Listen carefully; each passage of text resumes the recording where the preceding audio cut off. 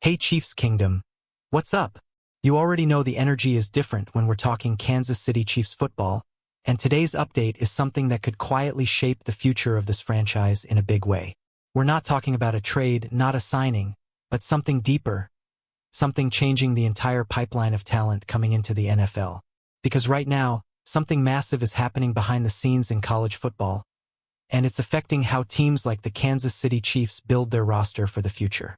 And trust me, this is the kind of shift that can make or break dynasties. So stay locked in, because what I'm about to break down could completely change how you look at the draft, player development, and the long-term strategy of the Kansas City Chiefs.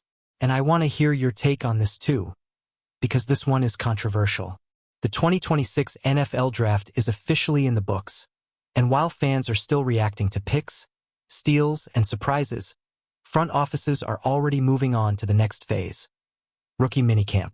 This is where the real evaluation begins.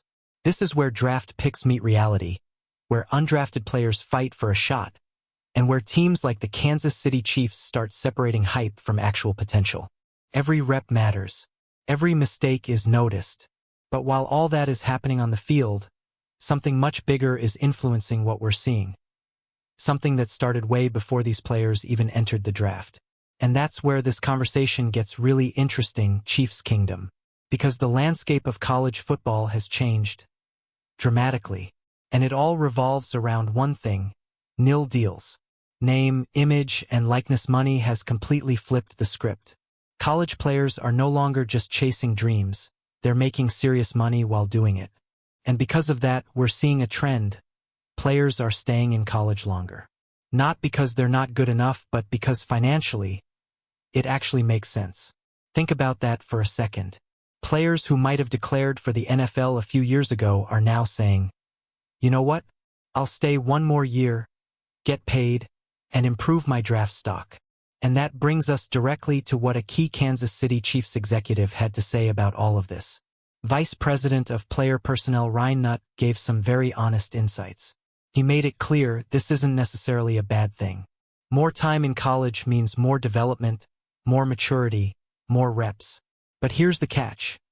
And this is where things get complicated for the Kansas City Chiefs and every NFL team out there. More time in college also means more wear and tear on the body. More hits, more injuries, more risk.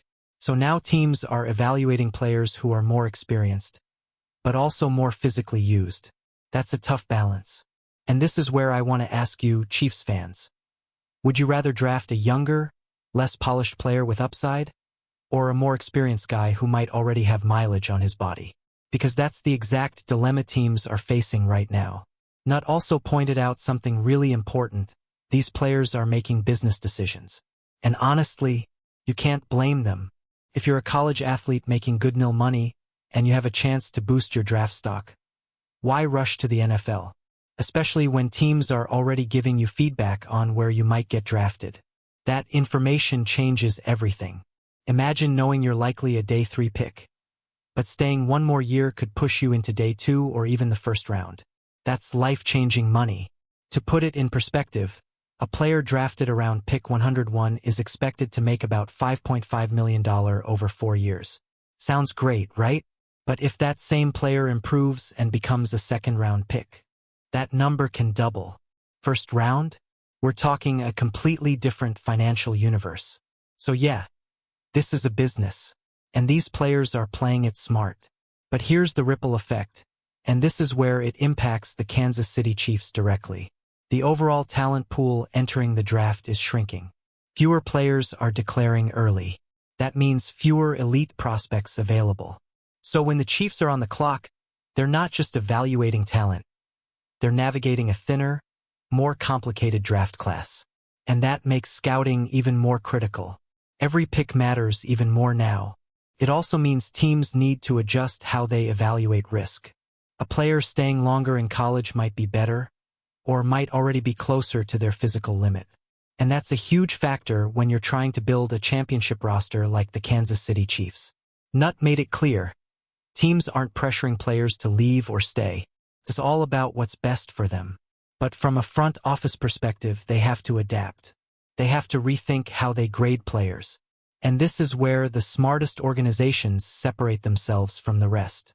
The Kansas City Chiefs have built a dynasty by staying ahead of the curve, by finding value where others don't. So the big question is, can they continue to do that in this new NIL-driven era? Because make no mistake, this is a new era of football. And it's not just about talent anymore. It's about timing, decisions, and long-term strategy. It's about understanding the business side of the game just as much as the physical side. And if there's one thing we know about the Kansas City Chiefs, it's that they don't stay behind for long. They adjust. They evolve. They dominate. But this change, this NIL impact, is one of the biggest shifts we've seen in years. And it's only just beginning. So now I want to hear from you, Chiefs Kingdom. Do you think NIL is helping or hurting the NFL draft? Would you stay in college for the money and development? Or take your shot in the league as soon as possible? Drop your thoughts in the comments. Let's get this conversation going. And if you love staying updated with the latest Kansas City Chiefs news, analysis, and behind-the-scenes insights like this, make sure you smash that like button, subscribe to the channel, and share this with every Chiefs fan you know. Because here, we don't just watch football, we live it. And the Kansas City Chiefs are always at the center of it all.